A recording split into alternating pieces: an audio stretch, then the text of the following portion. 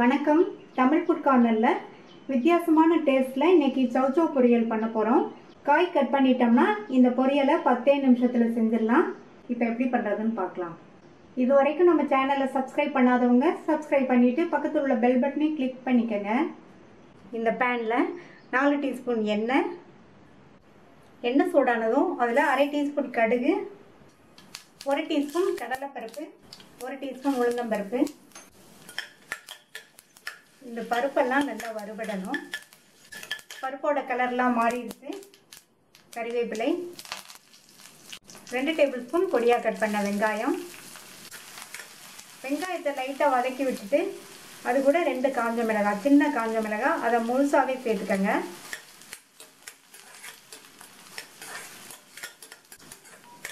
எல்லாத்தையும் நல்லா வதக்கி விட்டுட்டு காய் சேர்த்துடலாம். 400 கிராம் சௌச்சவை தோல் சீவிட்டு இந்த மாதிரி நீல சைஸ் துண்டுகளாக கட் பண்ணி வச்சுருக்கேன். அதை சேர்த்துட்டு எண்ணெயிலேயே நல்லா 1 நிமிஷம் போல் வதக்கி விட்டுக்கணும்.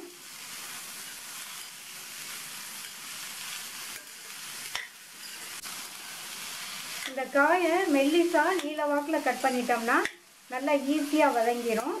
அதே மாதிரி இந்த காஞ்ச மிளகாவையும் நம்ம முழுசாக சேர்த்தோம்னா காஞ்ச மிளகாவோட ஃப்ளேவர் கிடைக்கும், நமக்கு காரம் தெரியாது. இப்போ 1 நிமிஷம் போல் வதக்கி விட்டாச்சு.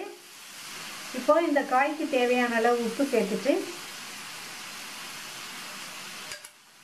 மறுபடியும் நல்லா ஒரு தடவை மிக்ஸ் பண்ணி விட்டுட்டு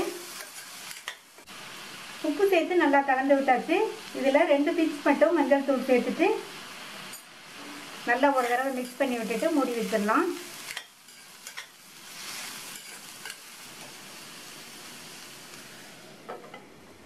இந்த காய் வேகிறதுக்கு தண்ணி எதுவும் தெளிக்க வேண்டியதில்லை. சௌச்சோ நீர் காய்ங்கிறதுனால அதிலிருந்து வெளிவிடுற தண்ணியிலையும் மூடி போட்டிருக்கிறதுனால மூடியிலேருந்து விழுகிற ஆவிலையுமே காய் நல்லா வெந்துடும்.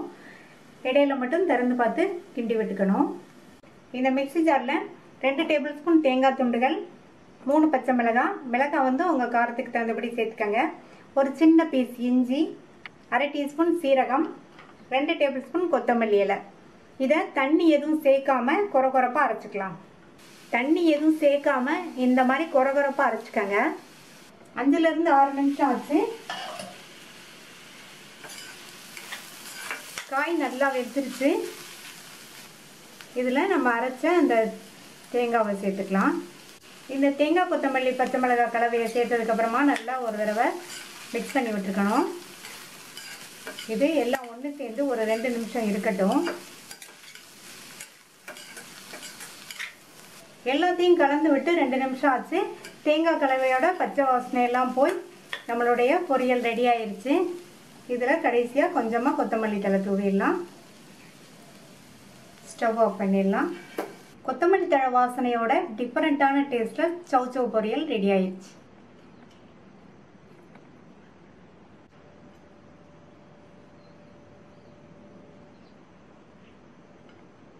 இந்த டேஸ்டான பொரியலை ட்ரை பண்ணி பார்த்துட்டு உங்கள் கமெண்ட்ஸை சொல்லுங்கள். தேங்க்யூ.